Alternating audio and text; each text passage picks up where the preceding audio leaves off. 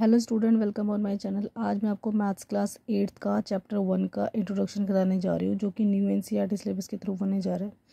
आइए देखते हैं इसमें टॉपिक क्या क्या है। सबसे पहले टॉपिक है नेचुरल नंबर। नेचुरल नंबर क्या होता है? जो नंबर 1 से लेके आगे तक चलते रहते हैं उसको हम नेचुरल नंबर कहते हैं। जबकि 1 2 3 4 उसके आगे तक जहाँ तक भी गिनती होती है उसे चलते रहते हैं, उसे हम नेचुरल नंबर कहते हैं। होल नंबर क्या होता है? जो नंबर 0 से स्टार्ट होकर आगे तक चलते रहते हैं उसको होल नंबर कहते हैं। हालांकि हम ये सारे नंबर करते रहते हैं, लेकिन फिर भी बहुत सारे बच्चों को ये नहीं पता होता है कि नेचुरल नंबर और होल नंबर क्या होता है। इसलिए आज मैं उसको आपको पूरी डिटेल में समझाऊंगी।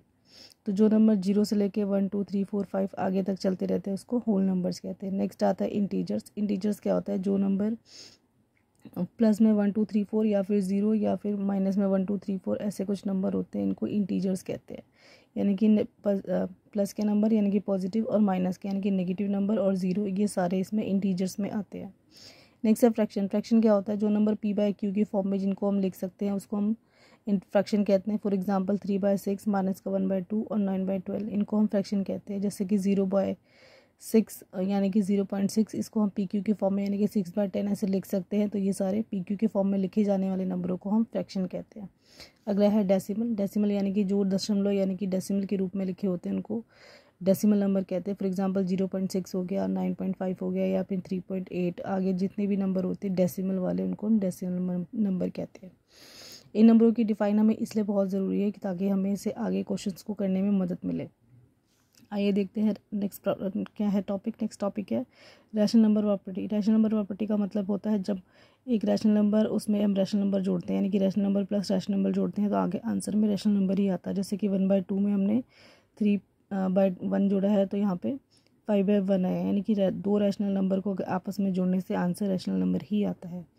दो रैशनल नंबर को माइनस करने पर जवाब रैशनल नंबर आता है। फॉर एग्जांपल 5 - 2 = 3 आता है।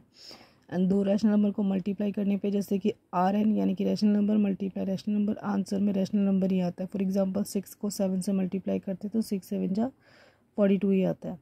फिर रैशनल नंबर को डिवाइड करते हैं रैशनल नंबर से तो आंसर में रैशनल नंबर ही आता है, जहाँ पे डिनोमिनेटर जो होता है वो बराबर नहीं होता 0 के। फॉर एग्जांपल 25 को अगर हम डिवाइड करते हैं 5 से तो आंसर 5 आता है।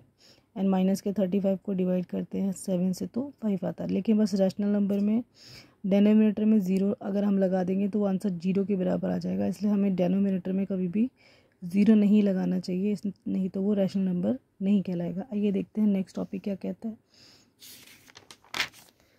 नेक्स्ट टॉपिक है मल्टीप्लिकेटिव आइडेंटिटी। यहाँ पे कुछ आइडेंटिटी दी हुई है, अब उसको हम बारी बारी से उन सारी आइडेंटिटी के बारे में जानेंगे। मल्टीप्लिकेटिव आइडेंटिटी क्या कहती है? वो कहती है कि अगर किसी नंबर को हम 1 से मल्टीप्लाई करते हैं या फिर 1 से उस नंबर को मल्टीप्लाई करते हैं तो आंसर 1 वो नंबर ही आ जाता है। फॉर एग्जांपल अगर हम A को 1 से मल्टीप्लाई करते हैं और फिर इसकी जगह बदल के 1 को A से मल्टीप्लाई करते हैं तो इसका आंसर A ही आएगा। जैसे 6 को 1 से मल्टीप्लाई किया तो 6 1 जा 6 आएगा, और या फिर जगह बदल के 1 को 6 से मल्टीप्लाई किया तो भी इसका आंसर 6 ही आएगा। 4 को 1 से मल्टीप्लाई करेंगे या फिर 1 को 4 से मल्टीप्लाई करेंगे तो इसका आंसर 4 ही आएगा। तो इसका मतलब ये एक मल्टीप्लिकेटिव आइडेंटिटी है, ठीक है।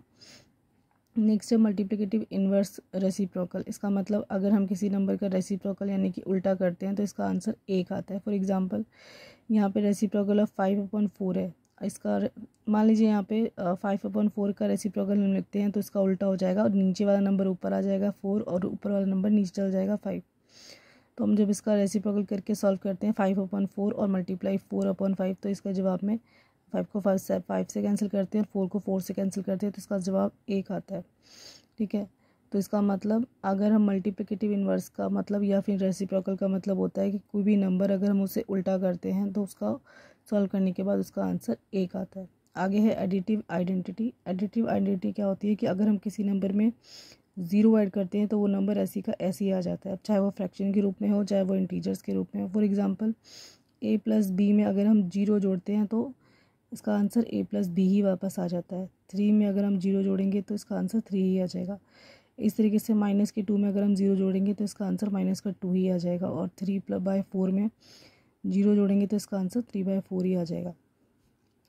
आइए देखते हैं इसकी नेक्स्ट आइडेंटिटी क्या है। नेक्स्ट आइडेंटिटी है कम्यूटेटिविटी। कम्यूटेटिविटी का मतलब होता है कि अगर किसी भी नंबर्स को किन्हीं भी दो नंबर्स को हम जगह बदल के ऐड करते हैं तो उसका आंसर सेम आता है। ये सिर्फ रूल जो है वो ऐड और मल्टीप्लाई में ही चल जाता है। जैसे कि a प्लस बी की जगह बदल के अगर हम b प्लस a लिख देंगे तो दोनों का नंबर सेम आएगा। जैसे 7 प्लस 8 और उसकी जगह बदल के 8 प्लस 7 लिखेंगे तो भी दोनों का आंसर 15 ही आ जाएगा। इसी तरीके से यहाँ पे मल्टीप्लाई में भी ये रूल फॉलो करता है। जैसे कि किसी नंबर को हम जैसे मल्टीप्लाई करते हैं और उनकी जगह बदल के मल्टीप्लाई करते हैं तो दोनों का आंसर सेम आता है। जैसे कि a मल्टीप्लाई b और उसकी जगह बदल के b मल्टीप्लाई a करते हैं तो a मल्टीप्लाई b यानी कि 6 मल्टीप्लाई 2 और 2 मल्टीप्लाई 6, तो 6 2 जा 12 और 2 6 जा 12, दोनों का आंसर सेम आता है। लेकिन कम्यूटेटिव का रूल जो है वो माइनस पे और डिवाइड पे फॉलो नहीं करता। फॉर एग्जांपल अगर हमने a को माइनस किया b से तो और इसकी जगह बदल के यानी कि b को माइनस किया a से, तो इसका दोनों का आंसर अलग आएगा। a में से b माइनस करेंगे यानी कि 3 में से 2 माइनस करेंगे तो इसका आंसर 1 आएगा। और यहाँ पे 2 में से अगर जगह बदलेंगे तो 2 में से माइनस के 3 को मल्टीप्लाई माइनस करेंगे तो यहाँ पे माइनस का 1 आएगा, जो कि दोनों का आंसर बराबर नहीं है।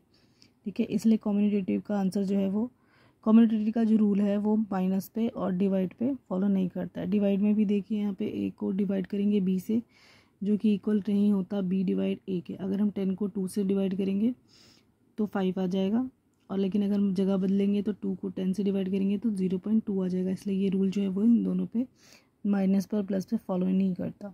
नेक्स्ट रूल है एसोसिएटिविटी। एसोसिएटिव का मतलब होता है कि अगर हम 3 नंबरों को या 2 नंबरों को ग्रुपिंग करके ऐड जगह बदल के ऐड करते हैं तो उनका आंसर सेम आता है। फॉर एग्जांपल a प्लस उसके बाद b प्लस c, यानी कि b प्लस c को एक जगह ले लेंगे और a को अलग कर देंगे, या फिर a प्लस b को एक जगह ले लेंगे और c को अलग कर देंगे तो इनका आंसर सेम आता है। फॉर एग्जांपल यहाँ पे a में 3 है एंड b प्लस c में b में 5 है और c में 4 है। अब इनको ऐड करते हैं तो 3 को हम ऐसे ले लेंगे और b 5 प्लस 4 को ऐड करेंगे तो 9 आ जाएगा, फिर 3 और 9 को जोड़ेंगे तो 12 आ जाएगा। इसी तरीके से यहाँ पे जो हमने जगह बदली यानी कि ग्रुपिंग में जगह बदली है तो a में हमने 3 लगा दिया और b में 5 लगा दिया और c में 4 लगा दिया। अब इसको ऐड करेंगे 3 और 5 8 होता है और 4 का 4 ऐसे ही आ जाएगा, फिर 8 और 4 कितना होता है 12।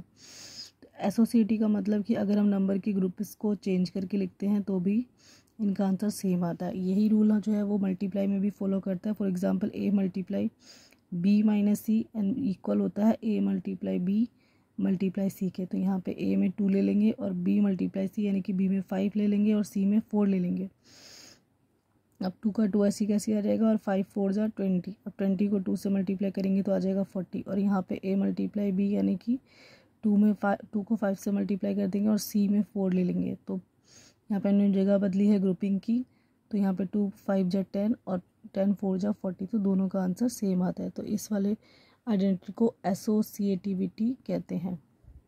नेक्स्ट है डिस्ट्रीब्यूटिविटी। इसका मतलब होता है कि अगर हम किसी भी 2 नंबर को ग्रुपिंग करके ऐड करते हैं अलग अलग करके तो भी हमारा जवाब जो है वो सेम आता है। फॉर एग्जांपल यहाँ पे a और ब्रैकेट में b प्लस सी है और इज इक्वल टू में ए बी प्लस ए सी लिखा हुआ है। तो यहाँ पे a में हम मान लेते हैं 2 ले लिया और b में यहाँ पे 4 ले लिया और c में 3 ले लिया। अगर हम इसको ऐड करते हैं तो पहले ब्रैकेट के अंदर का सॉल्व करेंगे और उसको फिर बाहर वाले नंबर से मल्टीप्लाई कर देंगे। तो बाहर में यहाँ पे a में 2 है, अंदर b में 4 है और c में 3 है, तो 4 और 3 को ऐड कर देंगे तो 7 आ जाएगा और फिर 7 को 2 से मल्टीप्लाई कर देंगे तो 7 2 जा 14 आ जाएगा। इसी तरीके से यहाँ पर ए बी में यानी कि 2 को 4 से मल्टीप्लाई करेंगे तो 8 आ जाएगा और a को c से मल्टीप्लाई कर देंगे यानी कि 2 को 3 से मल्टीप्लाई कर देंगे तो 6 आ जाएगा। अब दोनों को जोड़ देंगे 8/8 + 6, तो यहाँ पे 14 आ जाएगा।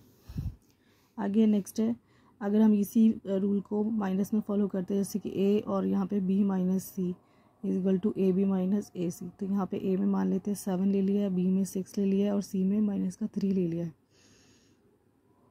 तो जब 7 का 7 यहाँ पे ले लेंगे उसके बाद 6 में से 3 को माइनस करेंगे यानी कि ब्रैकेट के अंदर जो है उसको पहले सॉल्व करेंगे। 6 में से 3 माइनस किया तो 3 आ गया, फिर 7 को 3 से मल्टीप्लाई करेंगे तो 7 3 से 21 आ जाएगा। उसी तरीके से हम इस ग्रुपिंग की जगह को चेंज करके जैसे कि ए बी माइनस ए सी कर देंगे तो यहाँ पे 7 माइनस 6 7 मल्टीप्लाई 6 7 6 जा 42 और 7 3 सा 21। 42 में से 21 माइनस करेंगे तो यहाँ पे 21 आ जाएगा। आशा है आपको ये सारी आइडेंटिटी जो है वो समझ में आ गई होंगी। सारी आइडेंटिटी की वजह से ही हम इस क्वेश्चन को सॉल्व करेंगे। अगर आपको मेरी वीडियो पसंद आती है तो इसे लाइक कीजिए, शेयर कीजिए, कमेंट कीजिए। मैं आपके लिए और ऐसे वीडियो और बनाती रहूँगी। Thank you.